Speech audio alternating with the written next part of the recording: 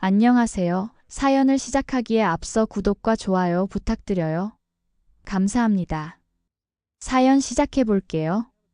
저는 외동딸로 자랐어요. 28살, 그리 특별할 것 없는 평범한 사람이죠. 어릴 때부터 공부하는 담을 쌓고 살았어요. 학교 성적은 항상 중간에서 약간 아래였죠. 그렇다고 놀기만 한 건 아니었어요. 저는 그저 책상에 앉아 문제를 푸는 일이 저와 맞지 않았을 뿐이었어요. 대신 손으로 하는 일에는 소질이 있었어요. 중학교 때부터 친구들 머리를 예쁘게 묶어주는 것을 즐겼고 메이크업에도 많은 관심을 가졌어요. 고등학교 졸업 후 대학 진학을 고민했지만 제가 원하는 건 따로 있었어요.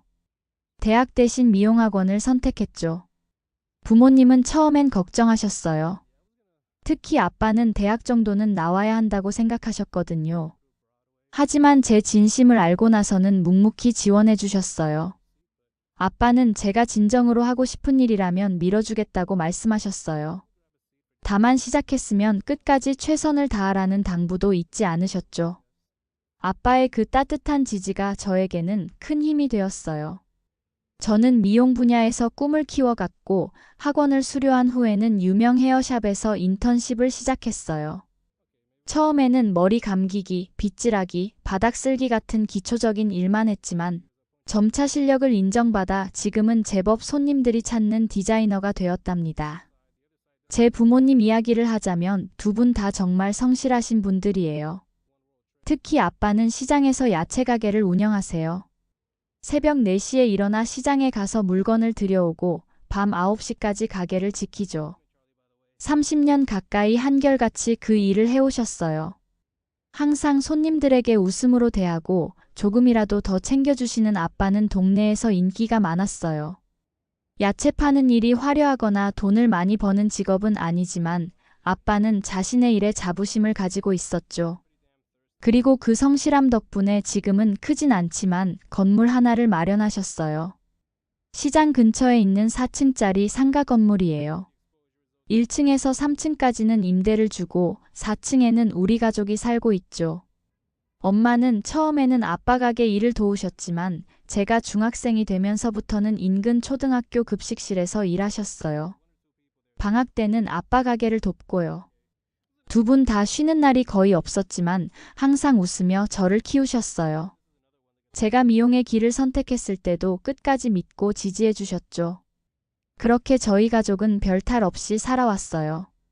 그러던 작년 여름 제 인생의 변화가 찾아왔어요. 샵에 단골 손님이던 친한 언니가 소개팅을 주선해 주겠다고 했죠. 언니는 자신의 남편 친구를 소개해주고 싶다고 했어요. 그 사람이 선생님이고 성격도 온화하며 책임감도 강하다고 칭찬했죠. 처음엔 망설였지만 민지 언니의 계속된 권유에 결국 만남에 응했어요. 그렇게 만난 사람이 김준호, 제 남자친구가 되었죠. 준호 씨는 지역 고등학교에서 국어를 가르치는 교사였어요.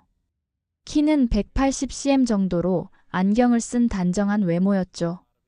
처음 만났을 때 가장 인상적이었던 건 그의 말투였어요. 차분하고 정돈된 말투로 이야기하는데 듣고 있으면 마음이 편안해졌어요. 소개팅 이후로 우리는 자주 만나게 되었고 2달 정도 지난 후에 자연스럽게 연인 관계가 되었어요. 준호 씨는 제가 만난 남자들 중에 가장 배려심이 깊었어요. 약속 시간을 철저히 지키고 제 이야기를 항상 경청해 주었죠. 특히 제 일에 대해 존중해주는 태도가 마음에 들었어요.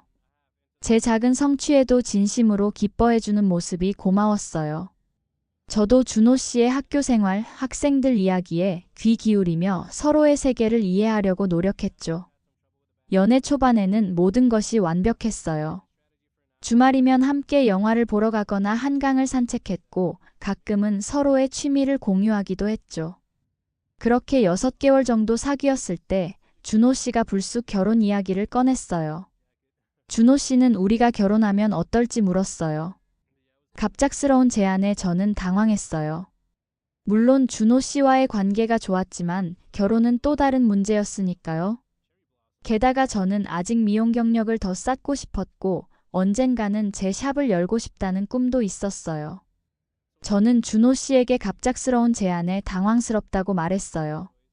조금 더 시간을 두고 생각해보면 어떨지 제안했죠. 제 대답에 준호 씨는 실망한 기색이 역력했지만 이해한다며 웃어 보였어요. 그는 제가 편할 때 천천히 생각해보자고 했지만 정말 저와 함께하고 싶다는 마음도 전했어요. 그 후로도 준호 씨는 종종 결혼 이야기를 꺼냈어요. 처음에는 부드럽게 넘어갔지만 점점 빈도가 잦아지면서 저도 진지하게 고민하기 시작했죠. 어느 날 저녁 부모님과 함께 식사를 하면서 준호 씨에 대한 이야기를 했어요. 저는 부모님께 제가 만나는 사람이 있다고 말씀드렸어요. 그가 선생님이고 정말 좋은 분이라고 설명했죠. 엄마는 환하게 웃으시며 기뻐하셨고 아빠는 묵묵히 고개를 끄덕이셨어요. 아빠는 그 사람의 인품이 어떤지가 중요하다고 말씀하셨어요. 직업이나 학벌보다도 저를 진심으로 아끼는 사람인지가 더 중요하다고요. 아빠의 말씀에 안심이 되었어요. 그 후 준호 씨를 집에 초대해 부모님과 만남의 자리를 가졌죠. 아빠와 엄마는 준호 씨를 반갑게 맞이해 주셨고 준호 씨도 정중하게 인사를 드렸어요. 준호 씨는 저를 정말 사랑한다며 앞으로 잘 부탁드린다고 말씀드렸어요. 그 자리에서 준호 씨는 다시 결혼 이야기를 꺼냈고 부모님도 긍정적인 반응을 보이셨어요. 특히 엄마는 눈시울을 붉히시며 제가 좋은 사람을 만났다고 기뻐하셨죠. 선생님이라는 직업에 대해서도 좋게 평가하셨어요. 부모님의 축복 속에서 저도 결혼을 긍정적으로 생각하게 되었어요. 하지만 여전히 한 가지 걱정이 있었죠. 바로 준호 씨의 부모님이었어요. 준호 씨는 부모님에 대해 많은 이야기를 하지 않았지만 가끔 어머니가 예민한 성격이라는 말을 흘리곤 했거든요. 드디어 양가 부모님이 만나는 상견례 날이 다가왔어요. 저희는 도심의 한정식집을 예약했고 약속 시간보다 30분 일찍 도착했어요. 부모님은 평소보다 더 단정하게 차려입으셨고 특히 아빠는 평소에 잘 안 입으시는 정장까지 갖춰 입으셨어요. 긴장한 기색이 역력한 아빠를 다독이며 기다리고 있을 때 준호 씨가 먼저 도착했어요. 그 뒤로 준호 씨의 부모님이 들어오셨죠. 준호 씨의 아버지는 온화한 인상이었지만 어머니는 첫 인상부터 뭔가 달랐어요. 고급스러운 옷차림과 화려한 액세서리로 무장한 채 주변을 둘러보는 그 눈빛에서 비판적인 시선이 느껴졌어요. 안녕하세요, 어머님, 아버님. 서아영이라고 합니다. 만나 뵙게 되어 정말 기쁩니다. 정중하게 인사를 드렸지만 준호 씨 어머님의 반응은 차가웠어요. 아, 네. 준호가 많이 이야기하더라고요. 그 말투에는 어딘가 모를 거리감이 느껴졌어요. 자리에 앉아 음식이 나오기를 기다리는 동안 어색한 침묵이 이어졌죠. 그때 준호 씨가 분위기를 풀어보려고 말을 꺼냈어요. 하영이 아버님은 시장에서 야채 가게를 운영하신대요. 30년 가까이 한자리에서 장사하셨다고 하니 정말 대단하시죠? 그 말에 준호 어머니의 표정이 미묘하게 변했어요. 잠시 놀란 듯한 표정을 지은 후 곧 평정을 되찾았죠. 아, 그러세요? 시장에서 야채를. 참 고생이 많으시겠네요. 그 말투에는 왠지 모를 경멸이 담겨 있었어요. 아빠는 불편한 기색을 감추지 못하셨지만 억지로 미소를 지으셨죠. 네, 평생 장사했습니다. 화려하진 않지만 정직하게 살아왔어요. 준호 어머니는 고개를 살짝 끄덕이더니 곧 화제를 돌렸어요. 하영 씨는 대학은 어디를 나오셨나요? 그 질문에 저는 잠시 머뭇거렸어요. 대학을 안 갔다는 사실이 갑자기 부끄럽게 느껴졌거든요. 저는 대학은 가지 않고 미용 전문학교를 다녔어요. 지금은 미용실에서 디자이너로 일하고 있습니다. 제 대답을 들은 준호 어머니의 표정이 확연히 굳어졌어요. 아, 대학을 안 나오셨구나. 요즘 시대의 대학은 기본인데 공부할 시기에 다른 길을 선택하셨나 보네요. 그 말에 숨이 막힐 것 같았어요. 준호 씨가 재빨리 끼어들었죠. 어머니, 하영이는 정말 실력 있는 미용사예요. 전문적인 기술이 있고 고객들의 평가도 아주 좋아요. 하지만 준호 어머니는 아랑곳하지 않고 계속 말을 이어갔어요. 미용사. 물론 필요한 직업이긴 하지만 우리 준호가 선생님인데 좀 균형이 안 맞는 것 같네요. 준호는 서울대 국문과 출신이고 지금은 명문 고등학교에서 교사로 일하고 있어요. 앞으로 교감, 교장까지 바라볼 수 있는 아이인데 제 입에서 말이 나오지 않았어요. 이 상황이 믿기지 않았죠. 준호 씨는 당황한 기색이 역력했지만 어머니를 말리지는 못했어요. 그리고 시장에서 야채를 파신다고요? 에휴. 그 몇천 원짜리 야채 팔아서 뭐가 남아요? 수준이 좀 많이 차이 나는 것 같은데. 방 안에 공기가 얼어붙는 것 같았어요. 엄마는 창피한 듯 고개를 숙이셨고 아빠의 표정은 점점 어두워졌어요.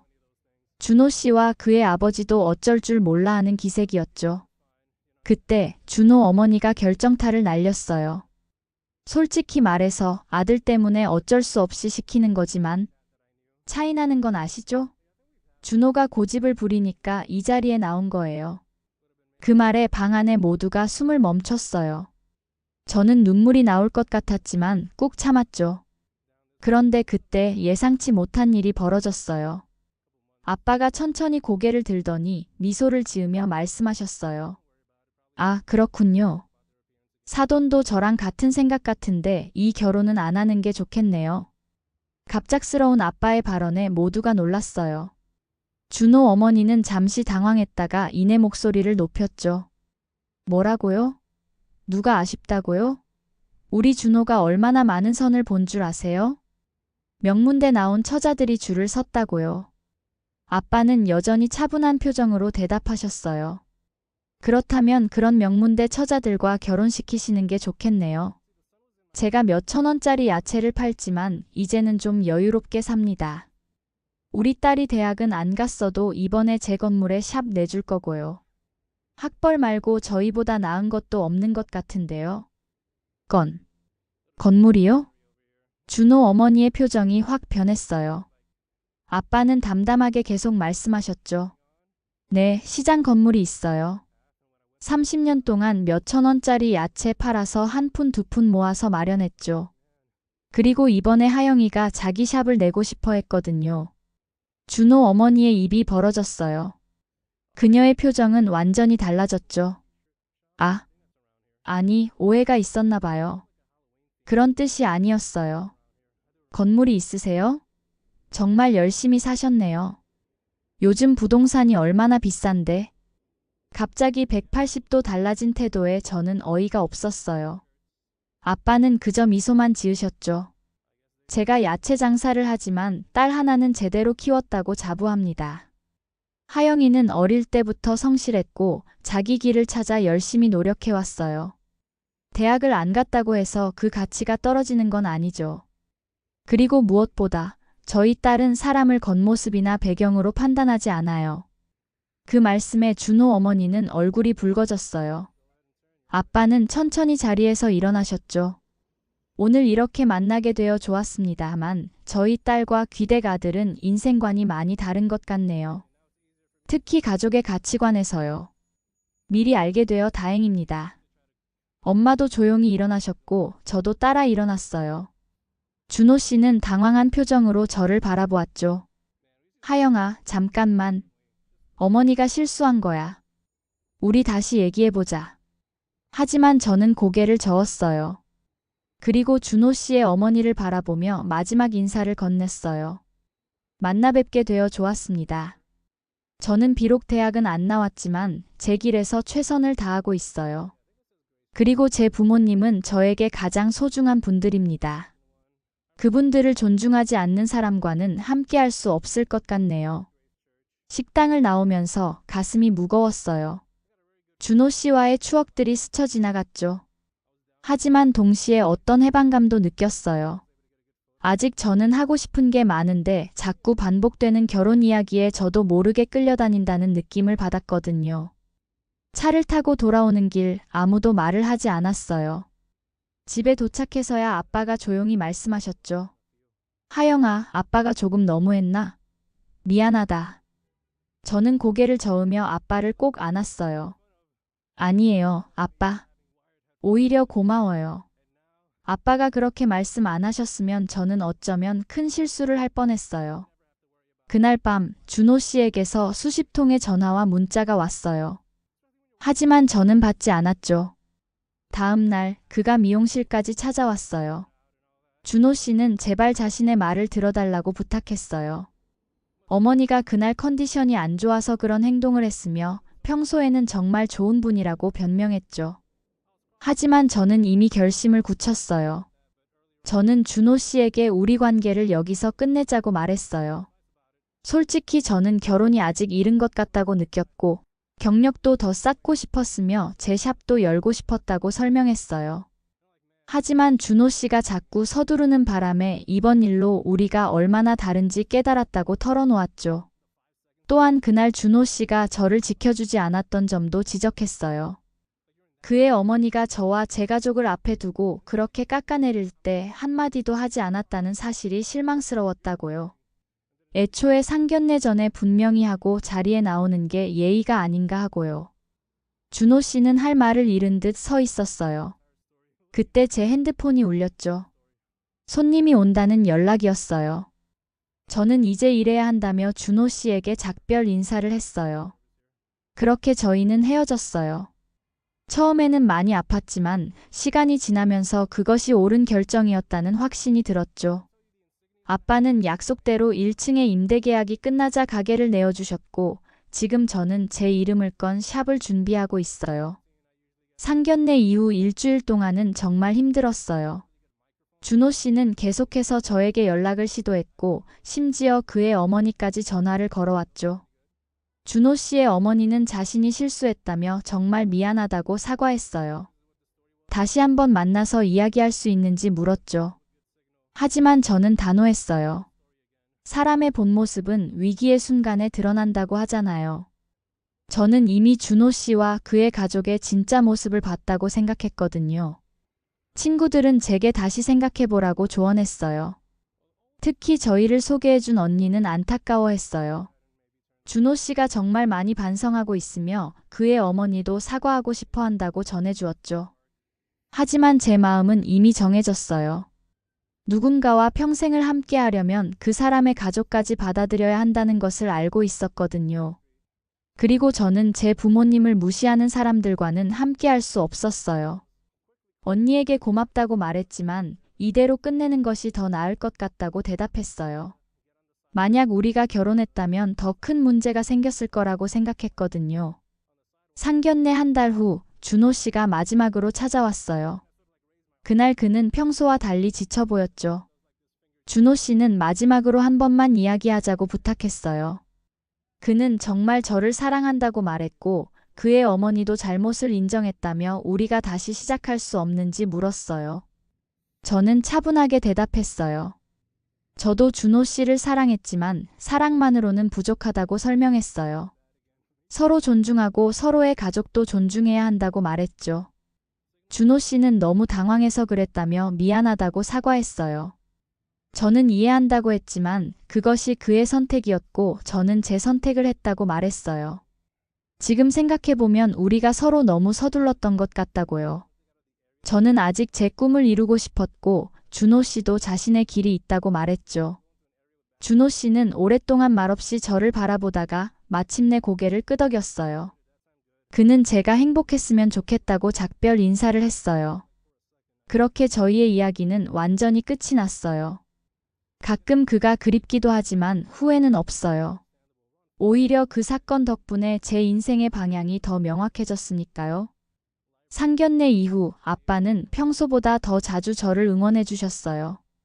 그리고 전 부모님의 지지 덕분에 저는 더 강해질 수 있었어요. 그리고 이제는 제 꿈에 집중할 수 있게 되었죠. 그렇게 전 제 미용실을 오픈하게 되었어요. 처음엔 걱정이 많았지만 기존 단골 고객들의 지지와 주변 회사원들의 방문 덕분에 점점 자리를 잡아갔죠. 샵을 오픈한 지 1년이 지난 지금 저는 드디어 두 번째 디자이너를 채용할 정도로 안정되었어요. 어느 일요일 부모님을 모시고 식사를 하면서 감사의 마음을 전했죠. 저는 아빠와 엄마에게 정말 감사하다고 말했어요. 두 분 덕분에 제가 지금 이렇게 행복하게 살 수 있는 것 같다고요. 아빠는 수줍게 웃으시며 자신이 한 게 없다고 하셨어요. 모두 제 힘으로 이룬 거라고요. 엄마는 제 손을 꼭 잡으며 눈시울을 붉히셨어요. 자신의 딸이 정말 자랑스럽다며 앞으로도 건강하게 자기 길을 가라고 응원해 주셨죠. 어제는 아빠가 문득 물으셨어요. 아빠는 그때 상견례에서 너무 감정적으로 대응한 것 같아 가끔 미안한 마음이 든다고 하셨어요. 제가 혹시 후회하는 건 아닌지 걱정하셨죠. 저는 확신을 담아 아니라고 대답했어요. 오히려 감사하다고 말씀드렸죠. 그때 아빠가 그렇게 말씀해 주셔서 제가 올바른 결정을 할 수 있었다고요. 지금 생각해도 그건 정말 현명한 판단이었다고 덧붙였어요. 아빠는 안심한 듯 웃으셨죠. 그 상견례의 날이 제 인생의 전환점이 되었다는 사실이 이제는 감사하게 느껴져요. 때로는 아니오라고 말하는 용기가 인생에서 가장 중요한 결정일 수 있다는 것을 배웠으니까요. 이제 제 이야기는 새로운 장으로 넘어가고 있어요. 어떤 이야기가 펼쳐질지 저도 모르지만 한 가지 확실한 것은 제가 제 인생의 주인공으로 당당하게 살아가고 있다는 사실이에요. 그리고 그건 모두 그날 아빠가 보여주신 단호함과 자존심 덕분이라고 생각해요. 아빠, 정말 감사해요. 저도 언젠가 아빠처럼 제 아이에게 그런 용기와 지혜를 물려줄 수 있는 사람이 되고 싶어요. 제 긴 이야기를 끝까지 들어주셔서 감사합니다. 구독과 좋아요, 알림 설정까지 잊지 마세요.